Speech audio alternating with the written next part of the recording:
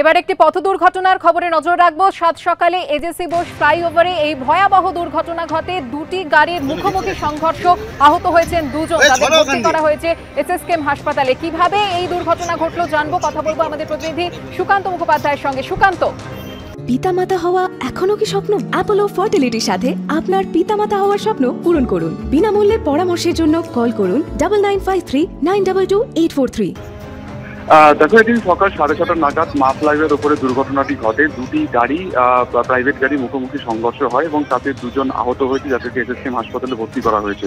Police সূত্রে যাতে জানা যাচ্ছে যে এদিন পিটিএস থেকে একটি তথ্য প্রযুক্তি কর্মীদেরকে নিয়ে একটি টাটা সুমো গাড়ি, সেটি পিটিএস থেকে মা ফ্লাইওভারে ওঠে এবং ঠিক বাংলাদেশ হাই কমিশনের সামনে যে ফ্লাইওভারের অংশ রয়েছে সেখানে সেই গাড়িটি যখন যায়, তার অভিমুখ যখন পার্ক সার্কাসের দিকে ছিল, সেই সময় ঠিক অপর দিক থেকে কার্যত লেন ভেঙে অন্য একটি প্রাইভেট গাড়ি আসে এবং তারপরে মুখোমুখি সংঘর্ষ হয়। ঘটনাস্থলে পরবর্তীকালে পুলিশ যায়। তবে এই বিষয়টি এখন সুনিশ্চিত নয় যে মা ফ্লাইওভার যেহেতু ওয়ান ওয়ে থাকে, অর্থাৎ বাইপাসের দিকে যাওয়ার, অন্যদিকে পিটিএসে আসার, সেখানে এক মুখ থেকে কোনোদিনও অপোজিট লেন থেকে কোনো গাড়ি আসতে পারে না। এক্ষেত্রে যে প্রাইভেট গাড়িটি এই টাটা সুমো গাড়িটিকে ধাক্কা মেরেছে, সে কি করে সিগন্যাল ভঙ্গ করে বা সেখানে ট্রাফিক সার্জেন্টরা থাকা সত্ত্বেও সে গাড়িটি উল্টো দিক থেকে এলো, এই গোটা বিষয়টি আপাতত ধোঁয়ার সাথে রয়েছে এবং অবশ্যই পুলিশের নজরদারি নিয়ে উঠছে প্রশ্ন।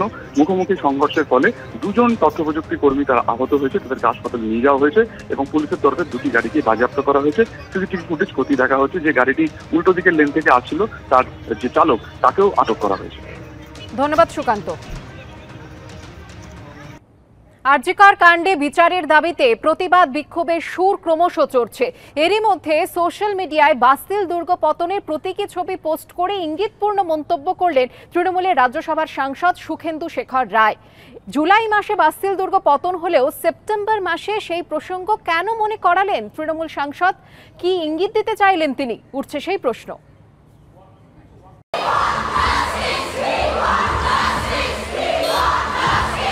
আরজিকর কাণ্ডের প্রতিবাদে কাতারে কাতারে মানুষ যেদিন রাস্তায় নেমে প্রতিবাদ করছেন,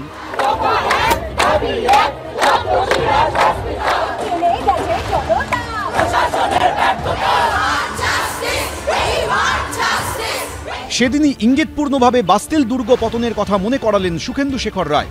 1789 সালের 14 জুলাই প্যারিসের বাস্তিল দুর্গের পতনের দিনটিকেই ফরাসি বিপ্লবের সূচনা বলে মনে করা হয়। আরজিকর কাণ্ডের প্রতিবাদে সর্বস্তরের মানুষের ক্ষোভ যখন রাস্তায় আছড়ে পড়ছে, তখন বাস্তিল দুর্গের পতনের ছবি পোস্ট করে তৃণমূল সাংসদ এবং তৃণমূলের মুখপত্রের সম্পাদক সুখেন্দু শেখর রায় লেখেন, জুলাই 1789 বাস্তিল দুর্গ মাটিতে মিশিয়ে দিয়েছিল বিক্ষুব্ধ জনতা, যা জন্ম দিয়েছিল ঐতিহাসিক ফরাসি বিপ্লবের।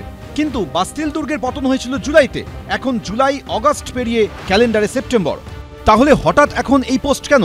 এই পোস্টের মাধ্যমে সুখেন্দু শেখর রায় কি ইঙ্গিত করতে চাইলেন? সুখেন্দু বাবুকে বলবো যে বাস্তিল দুর্গের পতন তখনই হয় যখন রাস্তায় নেমে সেই দুর্গের দিকে ধেয়ে মানুষ চলে, সেই মানুষের সাথে সাথেও আপনাকেও চলতে হবে, তখনই বাস্তিল দুর্গের পতন হবে। আমি বাড়িতে বসে বসে বাস্তিল দুর্গের পতন হবে এই স্বপ্ন দেখলে বাস্তিল দুর্গের পতন হয় না। সুখেন্দু শেখর রায় তার মনে হয়েছে তিনি করেছেন, অবস্থানে বসেছেন, বাস্তিল দুর্গের ছবি পোস্ট করেছেন, পতন, হয়তো রূপক ধর্মী কিছু কথা বলতে চাইছেন। বাংলায় যা চলছে প্রতিটি অংশের মানুষ বিচারের দাবি করছেন, রূপক অর্থে সম্ভবত সুখেন্দু শেখর রায় পোস্ট করেছেন। সুখেন্দুদা ইতিহাস নিয়ে প্রচুর পড়াশুনো করেন, ঐতিহাসিক ঘটনাক্রম, আন্তর্জাতিক বিভিন্ন ঘটনাগুলো তার জানা। তিনি কোন পরিপ্রেক্ষিতে উনি ওই সময় হয়তো যে সময় পোস্ট করেছেন সে সময় হয়তো বাস্তিল দুর্গের ইতিহাস নিয়ে কোনো ভালো বই পড়ছিলেন। ইতিহাসবিদরা বলেন, বাস্তিল দুর্গের পতন আসলে শত শত বছর ধরে শাসকের নির্যাতন ও তার ফলে পুঞ্জীভূত ক্ষোভের বহিঃপ্রকাশ। কিন্তু আচমকা সে কথা মনে করিয়ে কিসের ইঙ্গিত দিলেন তৃণমূল সাংসদ? গোটা রাস্তা সাধারণ মানুষের দখলে, নাগরিকদের দখলে, এবং এই নাগরিকদের দখলে থাকা রাস্তা থেকে বোঝানো যেতে পারে যে প্যারিসের উপর যেমন বাস্তিল দুর্গের পতন বুঝিয়ে দিয়েছিল যে রাজার আর কোনো নিয়ন্ত্রণ নেই, ঠিক তেমনি এখানেও বোঝা যাচ্ছে যে যতই চিৎকার করুক মুখ্যমন্ত্রীর ক্রমশ নিয়ন্ত্রণ এই পশ্চিমবঙ্গের উপর থেকে হারিয়ে যাচ্ছে। এই যে আন্দোলন, এটা ক্রমশ বিস্তৃত হচ্ছে। সুখেন্দুবাবুর পোস্টের যে তাৎপর্য, সেখানে ধীরে ধীরে এই যে নিয়ন্ত্রণ মুখ্যমন্ত্রী হারিয়ে ফেলছেন সেটার কথাই বলা হয়েছে। এর আগে আরজিকর কাণ্ডের প্রতিবাদে মেয়েদের রাত দখলের কর্মসূচিকে সমর্থন করেছিলেন সুখেন্দু শেখর রায়। সেই রাতে আরজিকর কাণ্ডের প্রতিবাদে নিজের বাড়ির সামনে মঞ্চ বেঁধে ধর্নায় বসেন তৃণমূল সাংসদ। এরপর তিনি সমাজ মাধ্যমে লেখেন, সিবিআইকে স্বচ্ছতার সঙ্গে কাজ করতে হবে।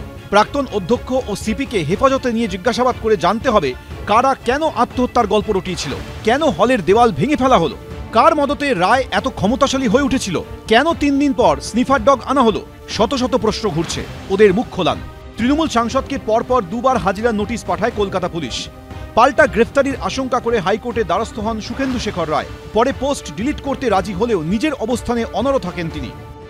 আমি প্রথম দিন থেকে আজ অবধি যে কথা বলেছি, যে মানুষের সংগ্রামে আমি পাশে আছি, থাকব, এবং পৃথিবীর কোনো শক্তি নেই মানুষের আন্দোলন থেকে, ন্যায় এবং সত্যের পথ থেকে আমাকে কেউ বিচ্যুত বা বিচ্ছিন্ন করতে পারবে না। এবার আরজিকর কাণ্ডের প্রতিবাদে শহরজোড়া নাগরিক মিছিলের দিন হঠাৎ বাস্তিল দুর্গের পতন মনে করিয়ে কাকে বার্তা দিলেন সুখেন্দু শেখর রায়?